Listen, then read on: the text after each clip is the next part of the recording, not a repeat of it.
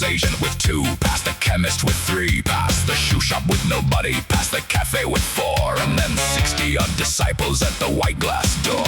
40 on a slow day, 70 when it's peak, all voluntarily standing in the same white cheek to cheek of a room designed by someone who really loves the color of compliance, of surrender, of a life made a little duller. And I'd stop and do the maths every single time. One shop, 60 people, none of them a crime, but something in the ratio made my brain do a skip, like watching gravity work wrong on a Tuesday trip. Because the newsagent had 2 and the pharmacy had 3, and the rest of the street was just people being free. But the white room had 60 standing in the glow of a logo on the wall that they pay anything to know. 40 to 70 every week in the white room, in the white room.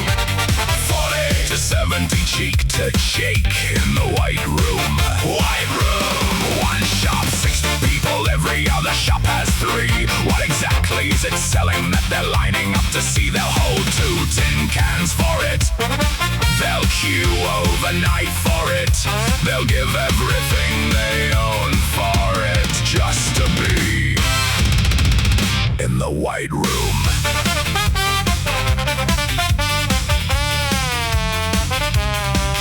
Somewhere across the city in another kind of white, another 60 people getting clearer in the light of an e-meter reading and a level they just bought at $500 an hour for the progress that it brought. Same color wall, same color smile, same color of the cost, same way of explaining that what you had before was lost. Before you found the system, before you found the way, before you understood that you'd be paying every day. And I'm walking past more buildings on my Tuesday morning route, and I'm doing the same maths and arriving at the same doubt about the ratio, the density, the 60 in the white, and the rest of the street just living in the ordinary life. The chemist has the medicine, the newsagent has the news, the shoe shop has the options, and you get to pick your shoes. But the white room has the answer, and the answer has a price, and the price goes up each level, and they'll tell you that it's nice. 40 to 70 every week in the white room, in the white room. 40 to 70 cheek to cheek in the white room, white room. One shop, 60 people, every other shop has 3. What exactly is it selling that they're lining up to see? They'll hold 2 tin cans for it, they'll queue overnight for it, they'll give everything they own for it, just to be in the white room. I worked it out eventually. What the white rooms have in common, what makes 60 people stand where 3 would stand elsewhere. It's not the product, it's not the service, it's not the technology, it's not the spiritual advancement, it's the 60. The 60 is the product.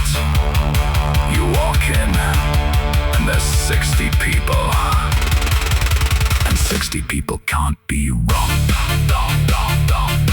Can they? Can they?